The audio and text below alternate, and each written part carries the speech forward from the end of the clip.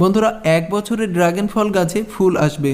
এটা 100% কার্যকরী পদ্ধতি, যেটা আমি ট্রাই করেছি এবং অবশেষে আমি এর রেজাল্টটা দেখতে পেয়েছি। আমি গাছটি রোপণ করেছিলাম 2 থেকে 3 বছর, কিন্তু এর মাঝে কোনো ফুল আসছিল না। কিন্তু এই পদ্ধতিটা ট্রাই করার পরেই ফুল চলে এসেছে, যেটা আপনারা ইতিমধ্যে দেখতে পাচ্ছেন। তো বন্ধুরা, এই পদ্ধতি নিয়েই আজকের এই ভিডিও।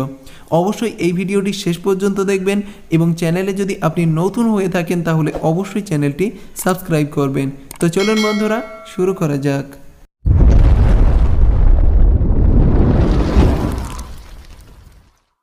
বন্ধুরা, এই পদ্ধতিটার নাম হলো টিপ প্রুনিং, অর্থাৎ মাথার অংশটা কেটে বাদ দেয়া। এটা খুবই কার্যকরী একটা পদ্ধতি এবং প্রুনিং সম্পর্কে আপনি যদি না জেনে থাকেন তাহলে এই ভিডিওর মাধ্যমে জেনে নিতে পারবেন। বন্ধুরা, ফেব্রুয়ারি মাসে যদি আঙ্গুর গাছে প্রুনিং করা যায় তাহলে